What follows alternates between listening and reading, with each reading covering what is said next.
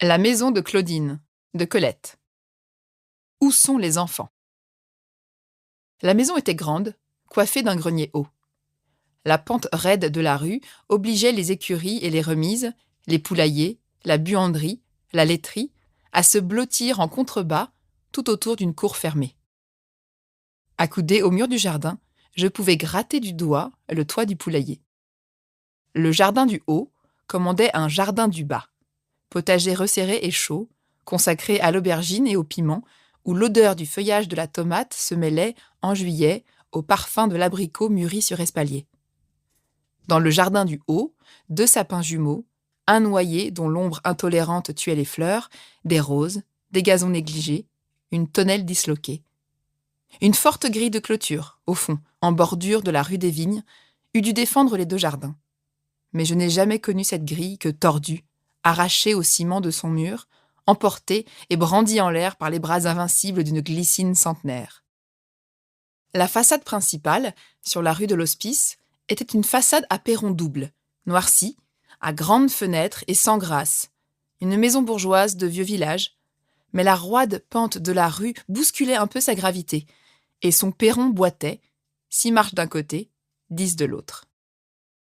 Grande maison grave, revêche avec sa porte à clochette d'orphelinat, son entrée cochère à gros verrous de geôle ancienne, maison qui ne souriait que d'un côté. Son revers, invisible aux passants, doré par le soleil, portait manteau de glycine et de bignonnier mêlés, lourd à l'armature de fer fatiguée, creusé en son milieu comme un hamac qui ombrageait une petite terrasse d'allée et le seuil du salon. Le reste vaut-il la peine que je le peigne, à l'aide de pauvres mots? Je n'aiderai personne à contempler ce qui s'attache de splendeur, dans mon souvenir, au cordon rouge d'une vigne d'automne que ruinait son propre poids, cramponné, au cours de sa chute, à quelques bras de pin. Ces lilas massifs dont la fleur compacte, bleue dans l'ombre, pourpre au soleil, pourrissait tôt, étouffée par sa propre exubérance. Ces lilas massifs dont la fleur compacte, bleue dans l'ombre, pourpre au soleil, pourrissait tôt, étouffée par sa propre exubérance, ces lilas morts depuis longtemps ne remonteront pas grâce à moi vers la lumière, ni le terrifiant clair de lune. Argent, plomb gris, mercure, facettes d'améthyste coupantes, blessant saphirs aigus, qui dépendaient de certaines vitres bleues dans le kiosque au fond du jardin. Maison et jardin vivent encore, je le sais, mais qu'importe si la magie les a quittés, si le secret est perdu qui y ouvrait lumière, odeur, harmonie d'arbres et d'oiseaux, murmure de voix humaines qu'a déjà suspendu la mort, un monde dont j'ai cessé d'être digne. Il arrivait qu'un livre, ouvert sur le dallage de la terrasse ou sur l'herbe, une corde à sauter serpentant dans une allée, ou un minuscule jardin bordé de cailloux, planté de têtes de fleurs, révélassent autrefois, dans le temps où cette maison et ce jardin abritaient une famille, la présence des enfants, et leur âge différent. Mais ces signes ne s'accompagnaient presque jamais du cri, du rire enfantin, et le logis, chaud et plein, ressemblait bizarrement à ces maisons qu'une fin de vacances vide, en un moment de toute sa joie.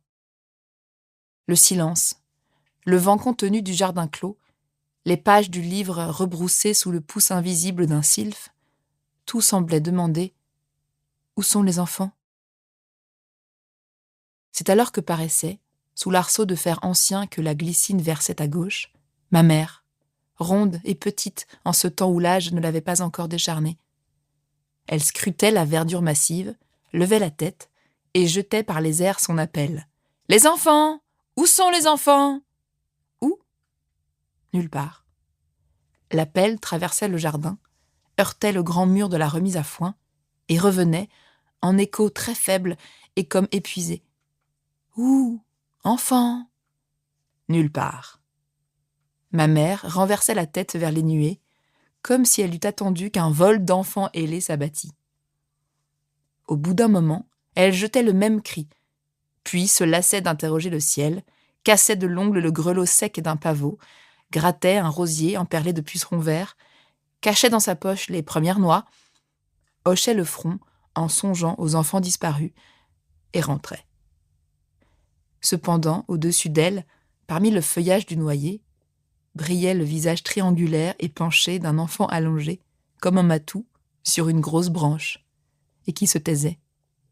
Une mère moins myope eût-elle deviné, dans les révérences précipitées qu'échangeaient les cimes jumelles des 2 sapins, une impulsion étrangère à celle des brusques bourrasques d'octobre? Et dans la lucarne carrée, au-dessous de la poulie à fourrage, n'eût-elle pas aperçu, en clignant les yeux, ces 2 taches pâles dans le foin, le visage d'un jeune garçon et son livre? Mais elle avait renoncé à nous découvrir, et désespérée de nous atteindre. Notre turbulence étrange ne s'accompagnait d'aucun cri. Je ne crois pas qu'on ait vu enfant plus remuant et plus silencieux. C'est maintenant que je m'en étonne. Personne n'avait requis de nous ce mutisme allègre, ni cette sociabilité limitée. Celui de mes frères qui avait 19 ans et construisait des appareils d'hydrothérapie en boudin de toile, fil de fer et chalumeau de verre, n'empêchait pas le cadet, à 14 ans, de démonter une montre, ni de réduire au piano, sans faute, une mélodie, un morceau symphonique entendu au chef-lieu, ni même de prendre un plaisir impénétrable à émailler le jardin de petites pierres tombales découpées dans du carton, chacune portant, sous sa croix, les noms, l'épitaphe et la généalogie d'un défunt supposé. Ma sœur aux trop longs cheveux pouvait lire sans fin ni repos. Les 2 garçons passaient, frôlant, comme sans la voir, cette jeune fille assise, enchantée, absente, et ne la troublait pas. J'avais, petite, le loisir de suivre, en courant presque, le grand pas des garçons, lancés dans les bois à la poursuite du grand sylvain, du flambé, du mars farouche, ou chassant la couleuvre, ou bottelant la haute digitale de juillet au fond des bois clairsemés, rougie de flaques de bruyère. Mais je suivais silencieuse, et je glanais la mûre, la meurise ou la fleur. Je battais les taillis et les prés gorgés d'eau en chien indépendant qui ne rend pas de compte. « Où sont les enfants ?» Elle surgissait, essoufflée par sa quête constante de mère chienne trop tendre, tête levée et flairant le vent. Ses bras emmanchés de toile blanche disaient qu'elle venait de pétrir la pâte à galette ou le pudding saucé d'un brûlant velours de rhum et de confiture. Un grand tablier bleu la ceignait, si elle avait lavé la havanaise, et quelquefois elle agitait un étendard de papier jaune craquant, le papier de la boucherie. C'est qu'elle espérait rassembler, en même temps que ses enfants égayés, ses chattes vagabondes, affamées de viande crue.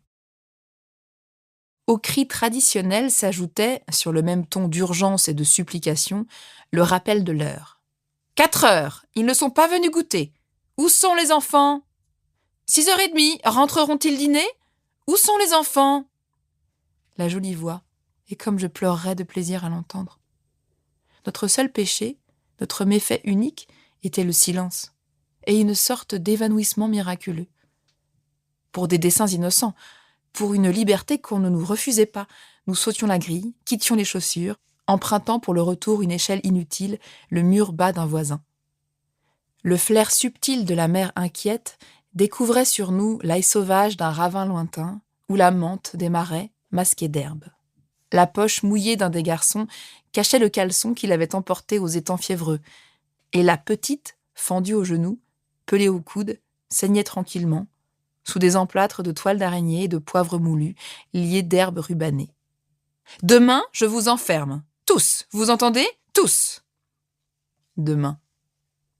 Demain, l'aîné, glissant sur le toit d'ardoise où il installait un réservoir d'eau, se cassait la clavicule et demeurait muet, courtois, en demi-syncope, au pied du mur, attendant qu'on vînt l'y ramasser.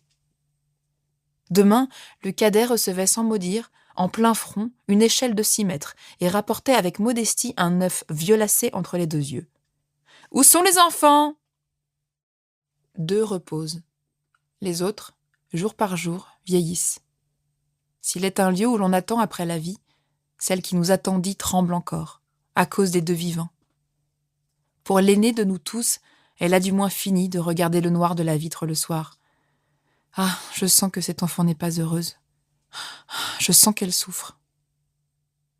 Pour l'aîné des garçons, elle n'écoute plus, palpitante, le roulement d'un cabriolet de médecin sur la neige, dans la nuit, ni le pas de la jument grise. Mais je sais que pour les 2 qui restent, elle erre et quête encore, invisible, tourmentée de n'être pas assez tutélaire. Où sont les enfants ?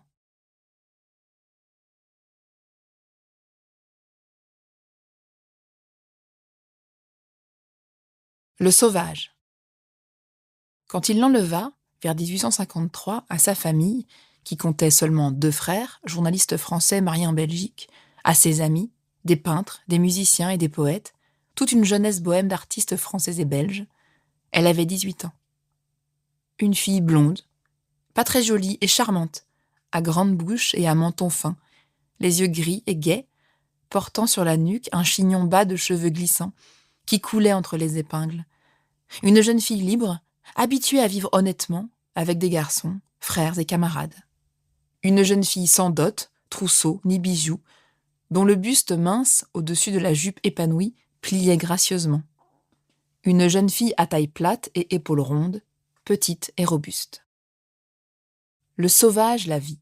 Un jour qu'elle était venue, de Belgique en France, passer quelques semaines d'été chez sa nourrice paysanne, et qu'il visitait à cheval ses terres voisines. Accoutumé à ses servantes, sitôt quittées que conquises, il rêva de cette jeune fille désinvolte, qu'il avait regardée sans baisser les yeux et sans lui sourire.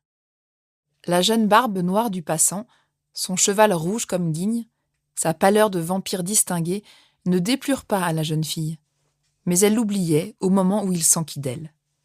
Il apprit son nom et qu'on l'appelait Sido, pour abréger Sidonie. Formaliste, comme beaucoup de sauvages, il fit mouvoir notaires et parents, et l'on connut, en Belgique, que ce fils de gentilhomme verrier possédait des fermes, des bois, une belle maison à perron et jardin, de l'argent comptant. Effarée, muette, Sido écoutait, en roulant sur ses doigts ses anglaises blondes. Mais une jeune fille sans fortune et sans métier, qui vit à la charge de ses frères, n'a qu'à se taire, à accepter sa chance et à remercier Dieu. Elle quitta donc la chaude maison belge, la cuisine de cave qui sentait le gaz, le pain chaud et le café. Elle quitta le piano, le violon, le grand Salvator Rosa légué par son père, le pot à tabac et les fines pipes de terre long tuyau, les grilles à coke, les livres ouverts et les journaux froissés, pour entrer, jeune mariée, dans la maison à perron que le dur hiver des pays forestiers entourait. Elle y trouva un inattendu salon blanc et or au rez-de-chaussée, mais un premier étage à peine crépi, abandonné comme un grenier. 2 bons chevaux, 2 vaches à l'écurie, se gorgeaient de fourrage et d'avoine. On barattait le beurre et pressait le fromage dans les communs, mais les chambres à coucher, glacées, ne parlaient ni d'amour ni de doux sommeil. L'argenterie, timbrée d'une chèvre debout sur ses sabots de derrière, la cristallerie et le vin abondaient. Des vieilles femmes ténébreuses filaient à la chandelle dans la cuisine, le soir, taillaient et dévidaient le chanvre des propriétés pour fournir les lits et l'office de toiles lourdes, inusables et froides. Un âpre caquet de cuisinières agressives s'élevait et s'abaissait selon que le maître approchait ou s'éloignait de la maison. Des fées barbues projetaient dans un regard, sur la nouvelle épouse, le mauvais sort, et quelques belles lavandières délaissées du maître pleuraient férocement, à côté à la fontaine, en l'absence du sauvage qui chassait. Ce sauvage, homme de bonne façon le plus souvent, traita bien, d'abord, sa petite civilisée. Mais Sido, qui cherchait des amis, une sociabilité innocente et gaie, ne rencontra dans sa propre demeure que des serviteurs, des fermiers cauteleux, des gardes-chasse poissés de vin et de sang de lièvre, que suivait une odeur de loup. Le sauvage leur parlait peu, de haut. D'une noblesse oubliée, il gardait le dédain, la politesse, la brutalité, le goût des inférieurs.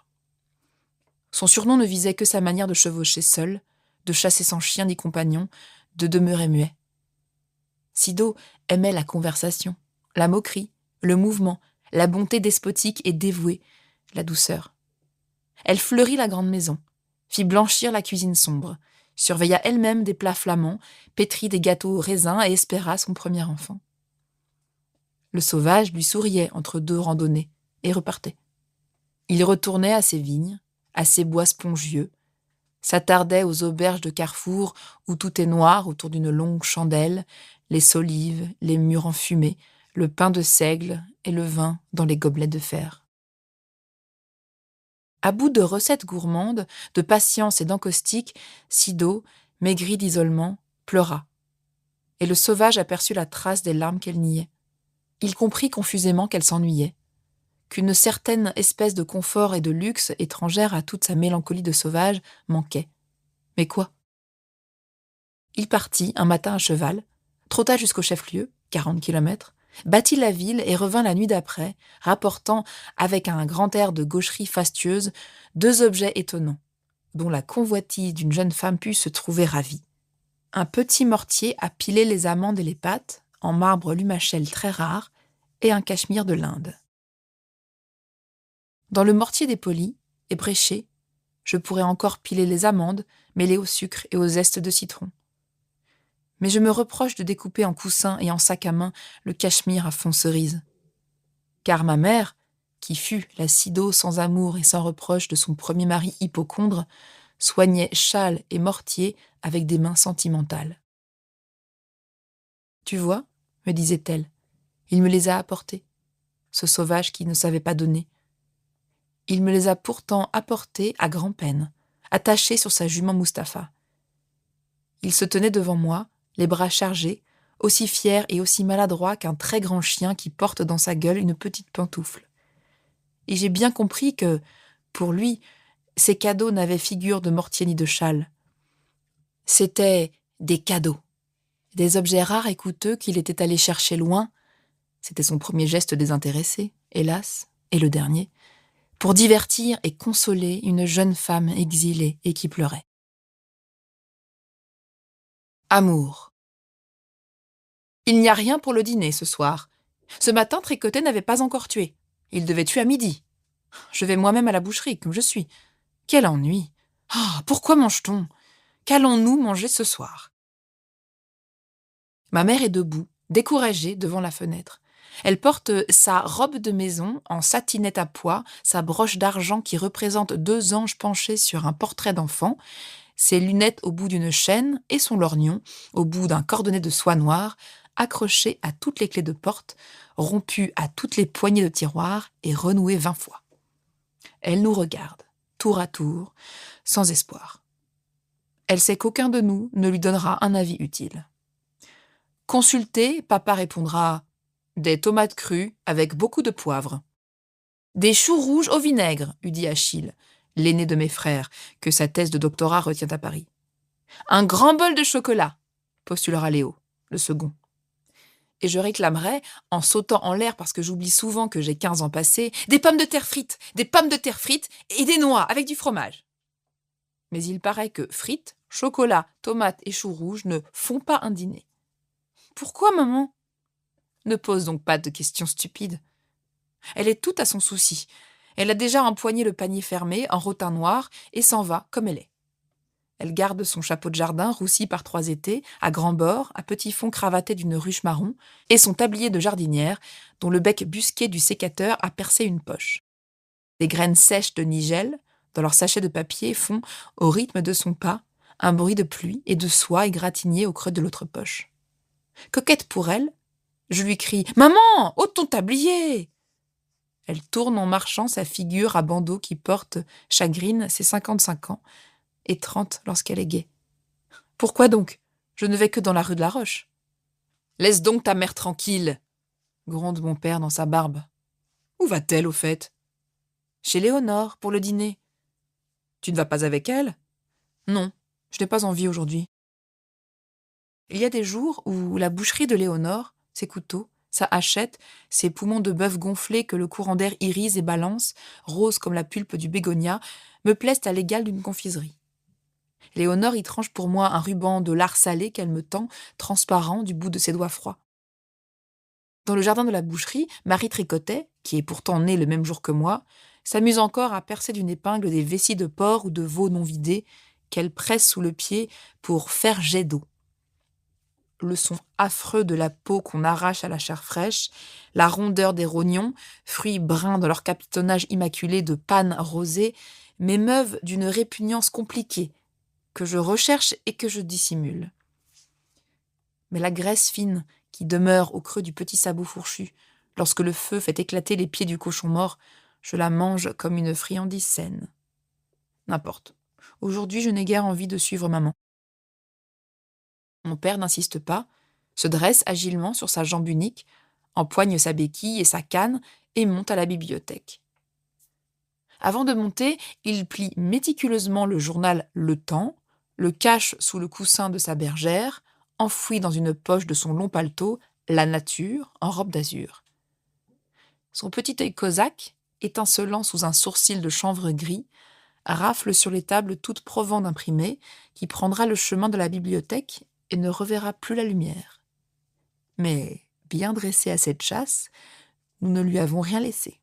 « Tu n'as pas vu le Mercure de France ?»« Non, papa. »« Ni la Revue bleue ?»« Non, papa. » Il darde sur ses enfants un œil de tortionnaire. « Je voudrais bien savoir qui, dans cette maison... » Il s'épanche en sombre et impersonnelle conjecture, émaillée de démonstratifs venimeux.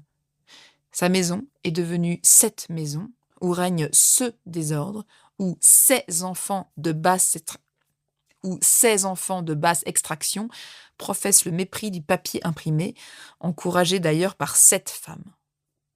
Au fait, où est cette femme ? Mais papa, elle est chez Léonore. Encore ? Elle vient de partir. Il tire sa montre, la remonte comme s'il allait se coucher, agrippe, faute de mieux, l'office de publicité d'avant-hier et monte à la bibliothèque. Sa main droite étreint fortement le barreau d'une béquille qui était l'aisselle droite de mon père. L'autre main se sert seulement d'une canne. J'écoute s'éloigner, ferme, égal, ce rythme de 2 bâtons et d'un seul pied qui a bercé toute ma jeunesse. Mais voilà qu'un malaise neuf me trouble aujourd'hui, parce que je viens de remarquer, soudain, les veines saillantes et les rides sur les mains si blanches de mon père. Et combien cette frange de cheveux drus sur sa nuque a perdu sa couleur depuis peu. C'est donc possible qu'il ait bientôt 60 ans ? Il fait frais et triste sur le perron où j'attends le retour de ma mère.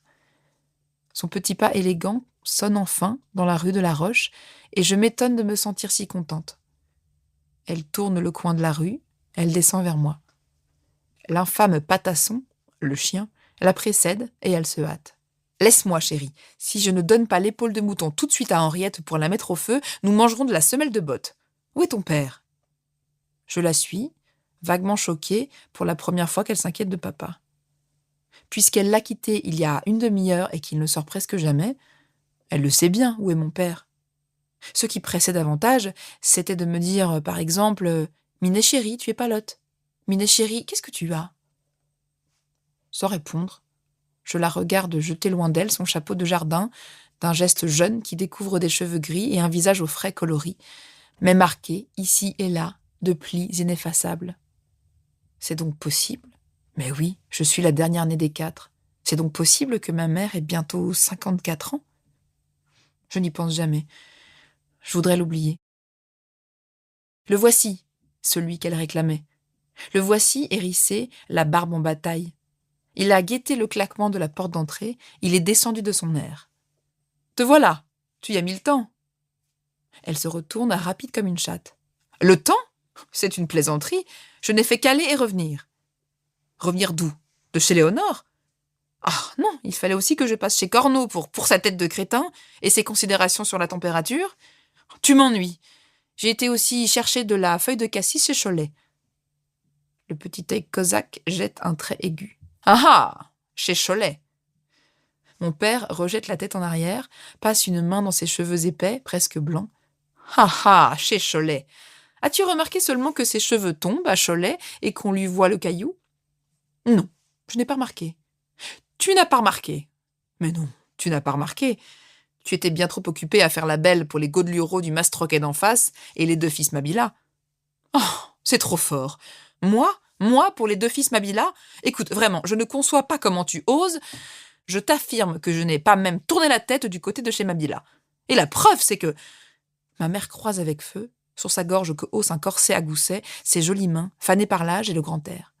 Rougissante entre ses bandeaux qui grisonnent, qui fait trembler son menton détendu, elle est plaisante, cette petite dame âgée, quand elle se défend, sans rire, contre un jaloux sexagénaire. Il ne rit pas non plus, lui, qui l'accuse à présent de courir le guilledoux. Mais je ris encore, moi, de leur querelle, parce que je n'ai que 15 ans, et que je n'ai pas encore deviné, sous un sourcil de vieillard, la férocité de l'amour, et sur des joues flétries de femme, la rougeur de l'adolescence.